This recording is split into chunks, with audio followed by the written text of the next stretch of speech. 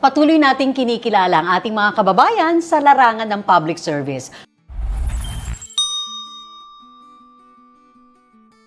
Mula po sa Santa Cruz, Davao del Sur, makakasama natin ang kanilang former mayor, siyempre si Engineer Jaime Jun Lao.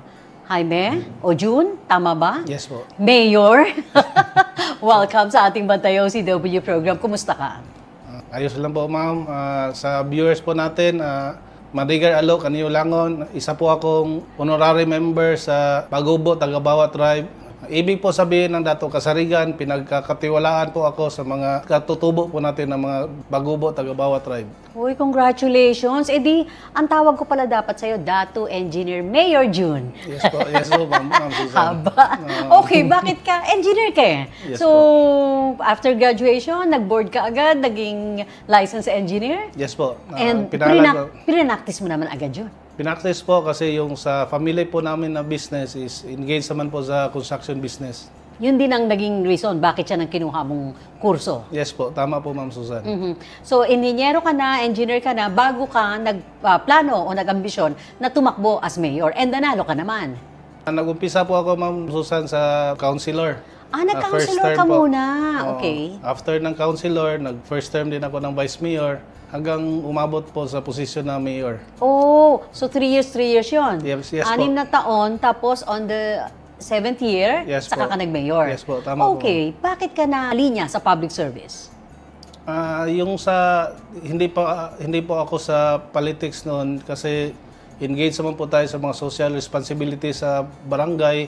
Kasi yung business po ng parents ko is nandun sa Santa Cruz. Ako po yung inuutusan dati na mag-engage sa mga social responsibility sa mga every barangay kung saan doon natayo po yung negosyo namin. Anong nagtulak sa'yo? Bakit doon mismo, sa Santa Cruz ka tumakbo?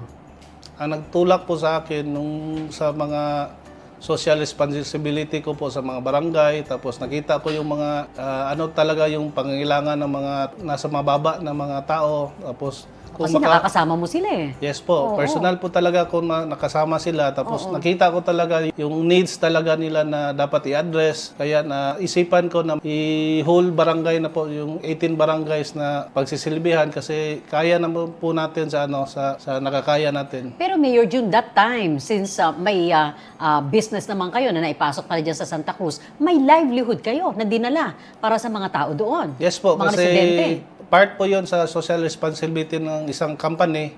Mag-engage ka talaga sa community para makatulong ng magbigay ng livelihood at saka yung may mga instances na mga hindi natin inaasahan na panahon, yung mga floods or nasusunugan. Quick response po yung company na magtulong sa community. Nagsimula ka sa ilalim eh, di ba? Yes po. Bilang councilor, naging vice mayor and then mayor. So nakita mo kung ano yung problema ng inyong mga constituents. Ano-ano po yun? At ano yung ginawa ninyo sa mga panahon na nandyan na kayo naninilbihan sa kanila? Marami po kasi malaking challenge po yung sa akin yung last time na yung pandemic kasi Mayor ka ng pandemic. yes po, na nagkataon po na half of my term is yung sa pandemic kasi yung lugar po namin na Santa Cruz is an industrial zone. Tapos mahirap po balansein kasi most of the companies during that pandemic time is nagko-close, nagsirado. Tapos sa akin naman, only in Santa Cruz yun ang nangyari na walang sirado po na na mga company. Patuloy po yung trabaho kasi mahirap po mag-close yung company. Pinakiusapan ko yung mga may-ari ng company na huwag magsirado kasi gutom talaga yung mga mga constituent ko kung magsisirado sila. Para patuloy, may susweldohin at kakainin sila that time. Yes po. Ang hirap noon. Pero at the same time, nagbibigay ka rin ng ayuda. May ayuda po tayo kasi sa tulong po ng mga malalaking company like San Miguel, yung ibang mga malalaki din company, nagtulong-tulong sila. Kaya nakadistribute kami lahat ng mga relief goods noon yung that time. Ano yung naiisip mo nung panahon ng pandemic, Mayor June? Yung kasi wala pang vaccine yung time na yon eh. Takot ka? Natakot sila? hindi naman tayo matakot kasi nandyan tayo sa public service. Oo. Kaya sumugal talaga tayo na para maabot yung tulong natin sa munisipyo. Pero syempre, naroon din yung pangamba mo na anytime pwede ka ring tamaan ng COVID. Yun lang ang mahirap kasi parang family mo, mag-isolate ka talaga kasi exposed ka sa public. Mhm.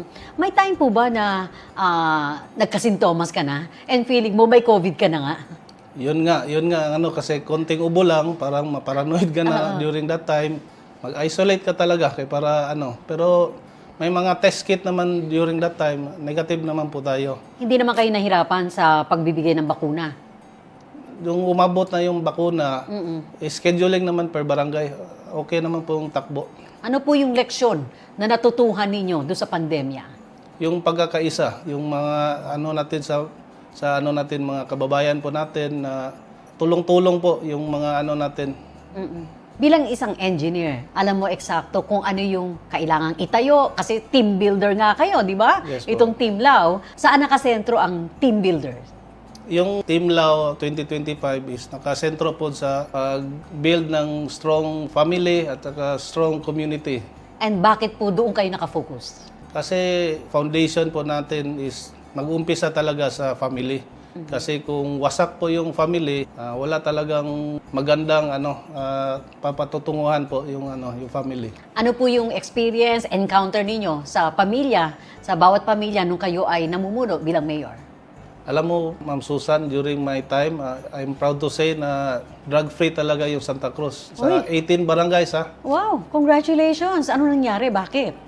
Mas pinalakas ko po yung programa ng yung sa drugs natin na totally zero talaga kasi may mga programa naman tayo na binibigay sa mga kabataan natin para maiwasan po yung malulong sa masamang bisyo like sports or any physical activities. At saka sa mga women's naman po, binibigyan po natin ng mga livelihood ayon po sa mga nararapat sa kanila kasi every barangay iba-iba yung needs po na livelihood. Kasi Mayor June, as mayor, umaakto ka dyan na tatay sa loob ng isang pamilya, hindi ba? Para kayong isang pamilya sa isang community. And then, bilang ama, na sabi mo nga, mas maraming programa para dito sa inyong constituents. Ano ba yung profile ng Santa Cruz? Anong mas marami sa inyo, sa populasyon ninyo? During my time, yung sa data naman po natin na nasagap is more or less 50-50 yung babae at saka lalaki. Talaga? Pantay? Opo, halos pantay po yung population ng women at saka yung lalaki. So, dapat balance din. Pantay din yung programa mo. Yes, balance talaga kasi yung sa trabaho naman during my time, hindi naman po mahirap kasi kahit ibang mga munisipyo nga nagpuntahan sa munisipyo ng Santa Cruz kasi marami pong mga factories na pwede nilang pagtrabahuan. Ano po ba yung mga pangunahing kabuhayan sa inyong lugar? More or less is yung main talaga dyan is industrial yung naabutan ko na yung San Miguel, tapos nag-expand po sila, may mga Oro Cement, yung mga Magnolia dressing plant, at saka Clean Baker po na nag-expand po sila ng parang dalawa na yung company during my time.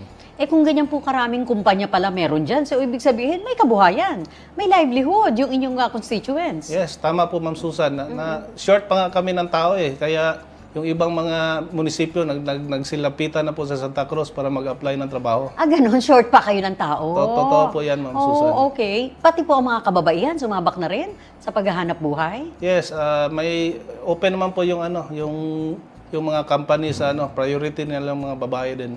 Nangangahulugan po ba yan? Hindi masyado yung mga nag-abroad sa inyo? Wala masyadong OFW mula sa Santa Cruz? Limited lang po sa pag-aalam ko kasi nandyan na po yung trabaho Bakit magkabilang pa sila ng ibang bansa na mas malapit pa sila sa family nila. Yung first 3 years po ninyo na termino as mayor, fulfilled po kayo? Sa palagay ninyo, nagawa nyo yung mga gusto nyong magawa? Yung sa 3 years po kasi parang parang 1.5 years lang po yung pagserbisyo natin kasi naabutan po tayo ng pandemic. Nabitin ka? Nabitin po. Pero yung during my time, marami naman po tayong nagawa po. For example, yung planning stage kasi yung first term kasi nakabili po tayo ng mga lupain. Inuuna po natin yung lupa ng mga sementeryo kasi isa sa mga problema dyan, puno na po yung mga public cemetery. Tapos nakabili po tayo ng lupa sa pagtayuan po ng yung waste disposal po natin. Yun sana next step na implementation na ng project.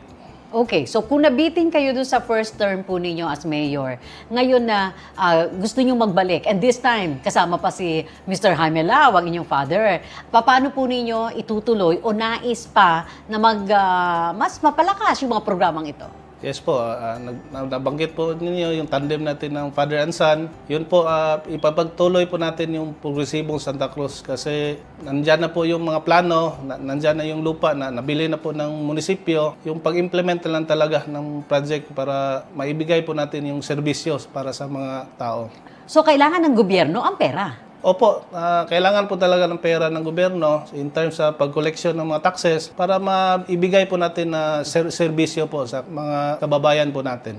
At hindi po para ibulsa, para direct services po sa mga constituent po natin. Naku, bihira lang magsasabi niyan, sir.